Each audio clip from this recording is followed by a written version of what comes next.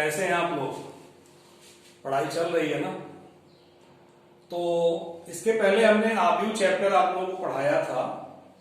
आव्यूह चैप्टर समाप्त हो गया। अब हम सारणिक शुरू करेंगे। ठीक है, लेसन 4। लेसन 1 और 2 का वीडियो बाद में पड़ेगा। लेसन 4 से हमने लेसन 3 से शुरू किया। आव्यूह से आव्यूह समाप्त हो चुका। अब सारणिक मैं पढ़ाने चल रहा हूं। और जो लोग अभी तक हमारे YouTube चैनल को सब्सक्राइब नहीं किए हैं वो लोग सब्सक्राइब कर लें ताकि उनको वीडियो मिलता रहेगा।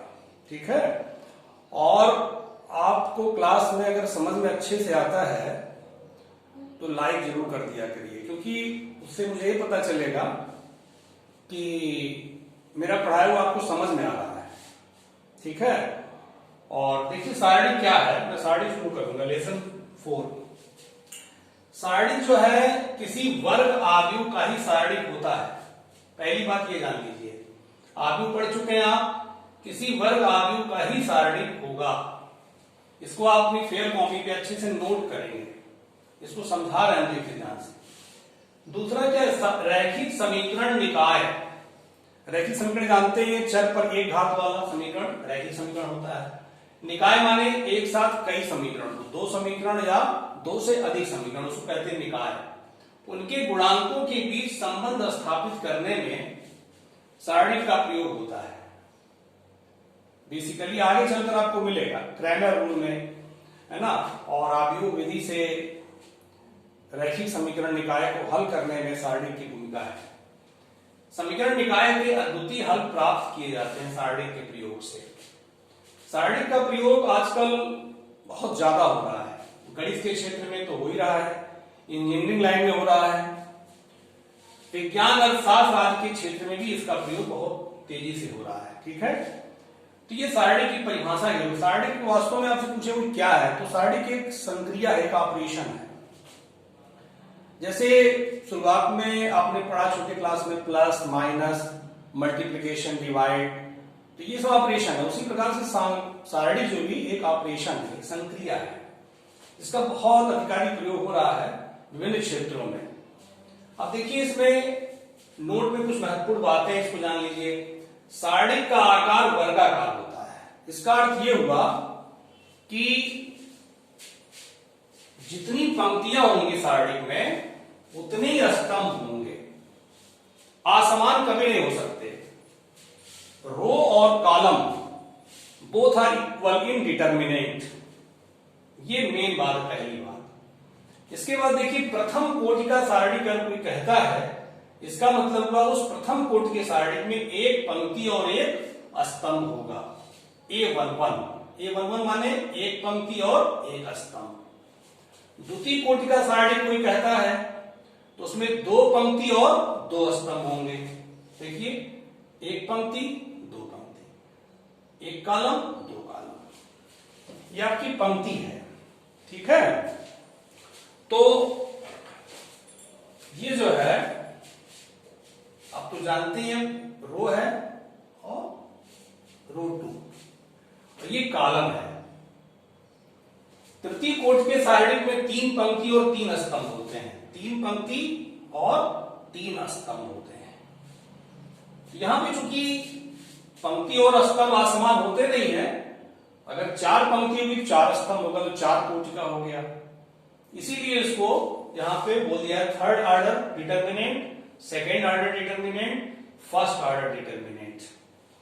सारणी को अधिक से अधिक ये प्राय यही प्रयोग किया जाता है। ये चिन्ह संकेत सारणी का है। दो पैरेलल लाइन बना देंगे, ऐसे मोड़ेंगे नहीं, मोड़ देंगे तो आव्यूह हो जाएगा, और ऐसे पैरेलल लाइन बना देंगे आप तो ये सारणी का संकेत है, एक लाइन। ठीक है, या डिटर्मिनेंट ऐसे भी लिखा जाता है या ऐसे भी लिखा जाता है। ठीक है, अब आप देखिए इसमें, इसको आप स्क्रीनशॉट लेके नोट कर लीजिएगा अच्छे से फेयर कॉपी का। सारणी का विस्तार कैसे किया जाता है ये आप समझेंगे।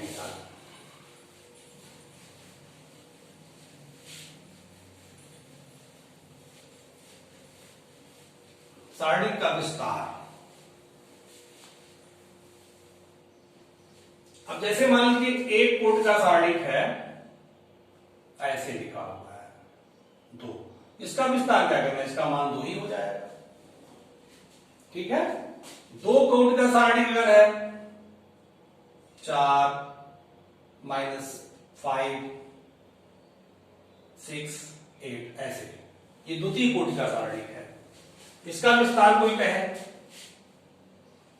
तो इसमें सीधे सीधे आप ऐसे विकर्ण का गुणा कराते हैं, 4 8 32, फिर माइनस अपने मन से लिखते हैं, 4 8 32 माइनस, फिर इसका गुणा कराते हैं, -30 हो गया, 32 + 30 = 62। ये द्वितीय कोटि की सारणी का हो गया। सबसे इसमें ज्यादा समझना है तृतीय कोटि की सारणी का विस्तार। मैं आपको सारणी का विस्तार बताने जा रहा हूं। मेन इसमें तृतीय कोटि की सारणी का विस्तार ही होता है।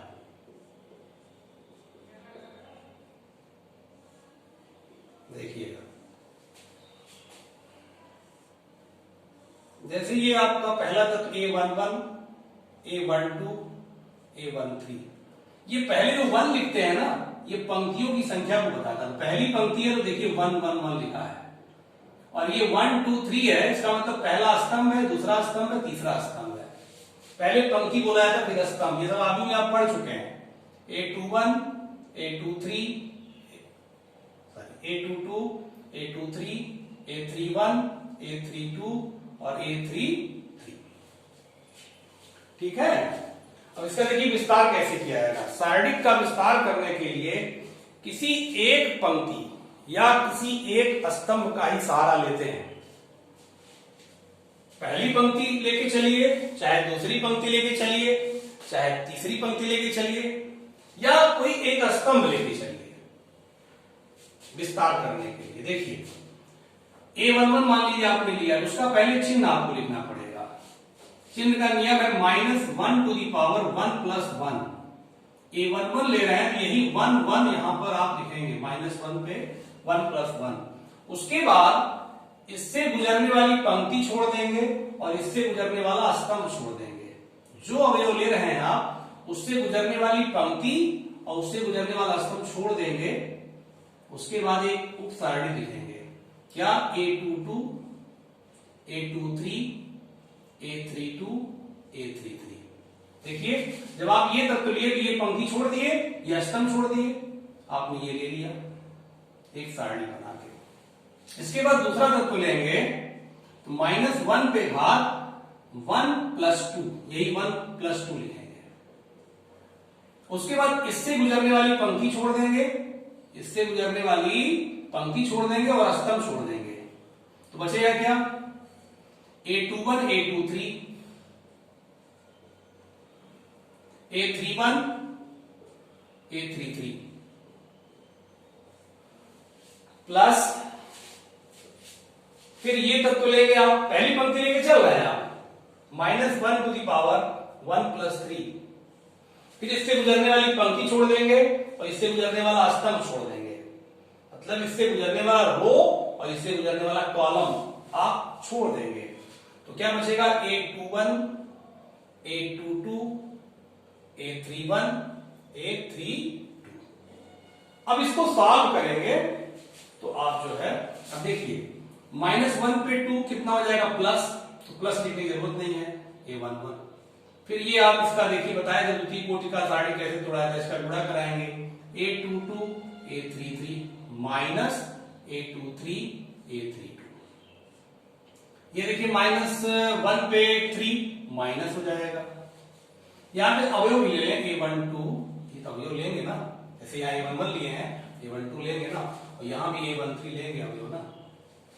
ठीक, -1 पे 3 कितना होगा, -1, तो माइनस का गुणा प्लस में माइनस हो गया, A12। फिर A21 का गुणा A33 में, माइनस A31 A23। फिर -1 पे 4 घात है तो प्लस हो जाएगा, A13। इसका कराइए cross multiplication, A21 A32 minus A22 A31। ठीक है, अब मैं एक अंक वाला लेके आपको दिखा रहा हूं, इसको नोट कर लीजिएगा। ये व्यापक है, अब एक एग्जांपल इस पर मैं ले रहा हूं, देखिए -1 2 -2 3 5 6 2 3, कोई तत्व ले लीजिए, कोई अवयव ले लीजिए 1, ये सार्डिक का चिन्ह। अब देखिए आप किसी एक पंक्ति को लेकर विस्तार करेंगे, ठीक है, तो पहला अवयव जो होता है वो पहली पंक्ति और पहले स्तंभ का होता है। पहला अवयव पहली पंक्ति और पहले स्तंभ का होता है। तो क्या लिखेंगे, -1 पे पहली पंक्ति पहला स्तंभ, फिर ये अवयव आप लेंगे -1, इससे गुजरने वाली पंक्ति और इससे गुजरने वाला स्तंभ छोड़ देंगे, तो क्या हो जाएगा 6 2 4 1 प्लस, फिर ये दूसरा तत्व क्या है, पहली पंक्ति और दूसरे स्तंभ का, देखिए पहली पंक्ति और दूसरा स्तंभ A12 का है, तो -1 पे 1 + 2, और ये जो अवयव को तो लेंगे ही आप -2, उसके बाद इससे गुजरने वाली पंक्ति इससे गुजरने वाला स्तंभ छोड़ देंगे, क्या बचेगा 5 2 3 1 प्लस, ये आप लेंगे तो ये पहली पंक्ति तीसरे स्तंभ का है, -1 पे 1 + 3, ये अवयव लिखिए × 3, फिर इससे गुजरने वाली पंक्ति छोड़ दीजिए, स्तंभ छोड़ दीजिए, क्या बचेगा 5 6 3 4, ठीक है, इसको सॉल्व करिए, -1 पे 2 प्लस हो जाएगा, ये -1 लिखे हैं, ये प्लस हो गया +1, ये 6 -8, ये माइनस होगा, माइनस माइनस प्लस 2 5 -6 5 -6, ये प्लस होगा 20 -18, तो कितना आ गया -2 -1 2 -1 -2, ये 2 आएगा, 2 3 जा 6, तो आंसर आ गया 6, ये 2 2 कट जाएगा 6 आ गया। ये देखिए हमने पहली पंक्ति लेके विस्तार किया था। कोई लड़का ये कहता है कि सर पहला स्तंभ लेके जरा विस्तार करिए, तब भी उत्तर 6 ही आएगा। कोई कहता है तीसरी पंक्ति लेके विस्तार करिए, तब भी आंसर 6 ही आएगा। कोई कहता है सेकंड वाला रो लेकर विस्तार करिए, तब भी आंसर 6 ही आएगा। कोई एक पंक्ति या कोई एक स्तंभ लेकर ही आप विस्तार करेंगे, आंसर सब में सेम आएगा। तो मैं आपको एक और इसी क्वेश्चन को पहला स्तंभ लेके विस्तार करके दिखाता हूं, ठीक है। 6 याद रखिएगा, आंसर 6 है, इसको मिटा रहे हैं, आंसर 6 आया होगा, ठीक है, इसको ध्यान रखिएगा, यहां लिख ले रहे हैं ताकि भूले ना। देखिए पहला स्तंभ लेंगे तो पहला ये तत्व लेंगे जब, तो ये पहली पंक्ति पहले स्तंभ का है, तो -1 पे घात 1 + 1 और -1 ये लेंगे, ये स्तंभ छोड़ दिए, पंक्ति छोड़ दिए, 6 2 4 1, फिर ये देखिए आपका दूसरी पंक्ति का पहले स्तंभ का है, दूसरी पंक्ति और पहले स्तंभ का है, ये दूसरी पंक्ति पहला स्तंभ और 5, इससे गुजरने वाली पंक्ति छोड़ दीजिए, रो छोड़ दीजिए, कॉलम छोड़ दीजिए, तो क्या -2 3 4 1 -2 3 4 1, ठीक है। अब ये लीजिए, ये तीसरी पंक्ति पहले स्तंभ का है, तीसरी पंक्ति पहले स्तंभ का है 3, ये छोड़ दिए रो और कॉलम, तो -2 3 6 2 6 2, ये आपका देखिए माइनस पर 2 प्लस हो जाएगा और प्लस का गुणा -1 में -1, तो -1, ठीक, 6 -8, ये माइनस होगा -5 हो गया, -2 -12, ठीक है, और ये आपका प्लस होगा 3 -4 और ये -18, ठीक। अब ये देखिए कितना आ गया, -2, ये -2 होगा और -1 का गुणा 2 हो गया, ये -14 14 पचे 70 + 70 हो जाएगा, और ये 18 4 22 22 3 18 4 22 22 3 66 -66, ठीक है। अब ये देखिए आपका हो गया 70 में से 66 गया 4 और ये 2, 4 2 6, 6 उत्तर आया था ना। तो इससे सिद्ध हो गया, ये बात साबित हो गई कि किसी भी सारणिक का, तृतीय कोटि के सारणिक का विस्तार करने के लिए आप किसी एक पंक्ति या किसी एक स्तंभ का सहारा ले सकते हैं, उससे आपका आंसर सेम आएगा। अब देखिए जो मैं चिन्ह लिख रहा हूं, ये तो नियम से मैं लिख रहा हूं, उसका एक ट्रिक भी है, शॉर्टकट। वो ट्रिक क्या है मैं आपको बताऊं। देखिए इसी का विस्तार करना, इसका नियम चिन्ह होता है plus minus plus minus plus plus minus minus plus, मतलब अगल बगल कोई भी समान चिन्ह आपको नहीं मिलेगा। ओरिएंटल चले, वर्टिकल चले, अगल बगल आपको धन धन नहीं मिलेगा, ऋण ऋण नहीं मिलेगा। धन से शुरू करिए, ये नियम चिन्ह है, उसी नियम से है, मतलब जल्दी से आपके दिमाग में आ जाएगा। अब आपको विस्तार करना है तो पहला तत्व तो लेना है, उसका चिन्ह क्या लिखेंगे, प्लस, ठीक, और अवयव क्या है, -1। उसके बाद स्तंभ छोड़े, पंक्ति छोड़े, 6 2 4 1। फिर दूसरे तत्व का चिन्ह क्या होता है, माइनस, माइनस ले लिए, अवयव तो लेंगे ही आप। फिर ये पंक्ति छोड़े, स्तंभ छोड़े, 5 2 3 1 प्लस। देखिए तीसरा अवयव लेना है, उसका चिन्ह क्या है, +3। ये पंक्ति छोड़े, स्तंभ छोड़े, 5 6 3 4। ये जो मैं चिन्ह लिख रहा हूं, ये चिन्ह उसी नियम से, पहला चिन्ह प्लस, दूसरा माइनस, तीसरा प्लस। अगर स्तंभ ले गया तो ऐसे चलेंगे, नियम चिन्ह आप नोट कर लीजिए, तो ये थोड़ा आसानी हो जाता है। ये भाई मुझे कहां से आ गया, तो इसके पहले बता चुका हूं कहां से आ गया।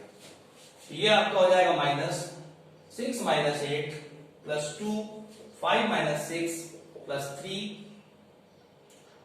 और 20 - 18। ये हो गया +2, ये हो गया -2 और ये हो गया 6, आ गया तो 6। तो ये तृतीय कोटि के सारणिक का विस्तार करना आप ये जान गए, ठीक है। अब आप देखिए एक्सरसाइज 4.1। 4.1 में आपको पहले विस्तार करना ही बता रहे हैं। कह रहे हैं निम्नलिखित सारणी का मान ज्ञात कीजिए। पहला तो बड़े आराम से आ जाएगा, एक्सरसाइज 4.1 है। 4.1 2 4 -5 -1, इसका बहुत आसान, -2 और माइनस अपने मन से लगाते हैं, और -20, ठीक है।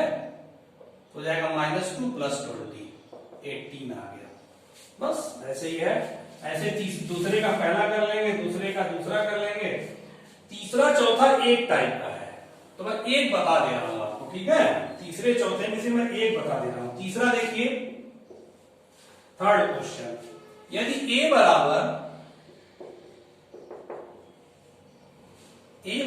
1 2 4 2, तो दिखाइए